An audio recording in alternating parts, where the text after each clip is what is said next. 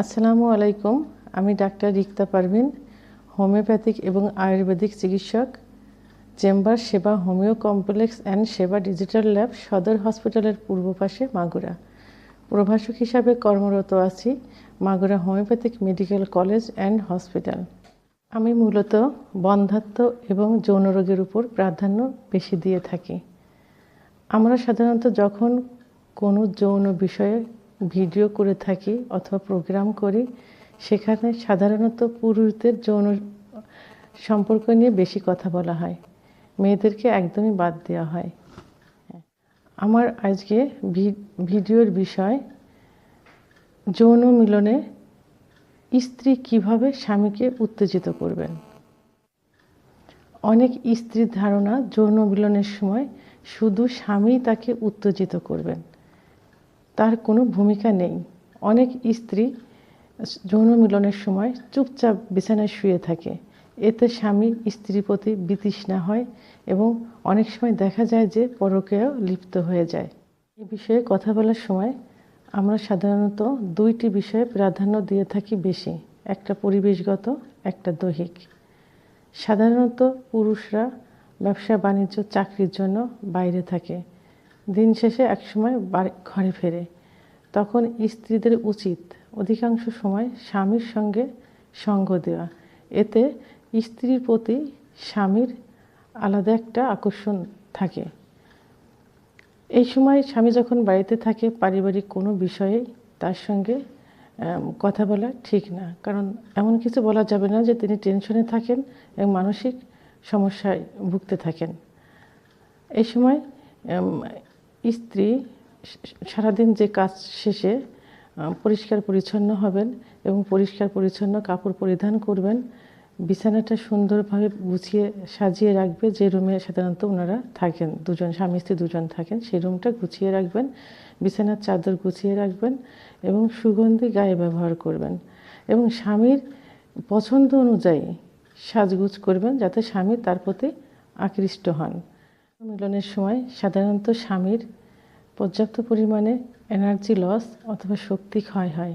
এই জন্য ওয়াইফের উচিত যৌন মিলনের পূর্বে নিজস্ব রুমে কিছু ফলমূল, এনার্জিকারক কিছু জুস, তরল খাবার যেমন কুসুম গরম দুধ, একটু সেদ্ধ ডিম রেখে দেওয়া। এতে স্বামী স্ত্রীর প্রতি খুশি থাকবেন। এত সময় আমরা পরিবেশগত কারণগুলো বললাম, অর্থাৎ বিষয়ে আলোচনা করলাম। এখন দৈহিক কিছু কথা বলবো, আলোচনা করব। সাধারণত যৌন মিলনের সময় স্ত্রীকে উত্তেজিত করার জন্য স্বামী কিছু কিছু জায়গা আদর করে, ঠিক অনুরূপভাবে স্ত্রীরও উচিত সেই সব জায়গা স্বামীকে আদর করা। যেমন যখন যৌন মিলনে লিপ্ত হয় তখন স্বামীর চুলের গোড়ায় আলতোভাবে হাত বুলিয়ে দিতে হয়। তখন স্বামী বুঝতে পারেন যে স্ত্রী উত্তেজিত হয়েছেন, তখন তিনিও মনে মনে অধিক পরিমাণে উত্তেজিত হয়ে থাকেন এবং যৌন মিলনে সুখ অনুভব করেন। আর একটা স্পর্শকাতর জায়গা হলো কানের লতি। এখানে আস্তে আস্তে আলতোভাবে হাত দিয়ে স্পর্শ করতে হবে, ছোট ছোট চুমা দিতে হবে এবং এমনভাবে চিমটি দিতে হবে স্বামী যেন ব্যথা না পায় এবং ফিসফিস করে সে যে উত্তেজিত হচ্ছে সে বিষয়ে তার সঙ্গে কিছু কথা বলবে। গলায় আদর করলে স্ত্রী যেমন সুখ অনুভব করে, অনুরূপভাবে স্ত্রীও যদি স্বামীর গলায় আস্তে আস্তে আদর করে চুমা দেয় এবং ছোট ছোট করে চিমটি কাঁধে হাত বুলিয়ে দেয়, স্বামীও সেভাবে উত্তেজিত হয় এবং সুখ অনুভব করে। স্বামী বুঝতে পারেন যে তার স্ত্রী তখন উত্তেজিত হয়েছে। ঘাড়ে হাত দিলে সব পুরুষেরাই সুখ অনুভব করে। যৌন মিলনের সময় যদি স্ত্রী তার স্বামীর ঘাড়ে আস্তে আস্তে হাত বুলিয়ে দেন এবং ছোট করে চুমা দেন, তাহলে স্বামী খুব দ্রুত উত্তেজিত হয় এবং প্রবল সুখ অনুভব করে। পৃথিবীর সব পুরুষেরাই যৌন মিলনের সময় তার স্ত্রীর ব্রেস্ট এবং নিপিলে আদর করে থাকে এবং মুখ দিয়ে থাকে। ঠিক অনুরূপভাবে স্ত্রীও যদি তার স্বামীর ব্রেস্ট এবং নিপিলে হাত দেয় এবং আলতোভাবে চুমু দেয়, তাহলে স্বামী মনে করে তার স্ত্রী অত্যাধিক উত্তেজিত হয়েছেন এবং তার ইঙ্গিতই তাকে দিচ্ছেন, তখন তিনিও পর্যাপ্ত পরিমাণে সুখ অনুভব করেন এবং দীর্ঘ সময় স্ত্রী সঙ্গম করতে পারেন।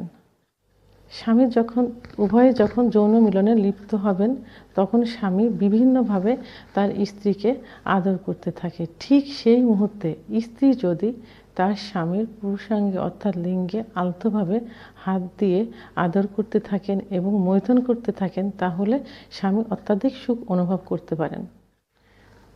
পায়ের রানে স্বামীদের অনেক সুখ লুকায়িত থাকে এবং অনেক উত্তেজনা অনুভব করতে থাকে যদি তার স্ত্রী তাকে পায়ের রানে আস্তে আস্তে মুখ বুলিয়ে দেন, হাত বুলিয়ে দেন, আদর করতে থাকেন। যৌন মিলন সাধারণত স্বামী স্ত্রীর মাধ্যমেই হয়ে থাকে এবং দুজনেই সমান সুখ অনুভব করে। এই জন্য যৌন মিলনের সময় স্বামী যেভাবে স্ত্রীকে আদর করে উত্তেজিত করবেন, স্ত্রীও ঠিক সেইভাবে স্বামীকে আদর করে উত্তেজিত করবেন। এতে স্বামী এবং স্ত্রী উভয়ে মহা সুখ অনুভব করবে। আশা করি আমি কি বোঝাতে চেয়েছি তা আপনারা বুঝতে পেরেছেন। যদি কোনো বিষয়ে আপনাদের আপত্তি থাকে অথবা জানার থাকে, তাহলে কমেন্টের মাধ্যমে আমাকে জানাতে পারেন। সে পর্যন্ত আমার সঙ্গেই থাকবেন। ধন্যবাদ।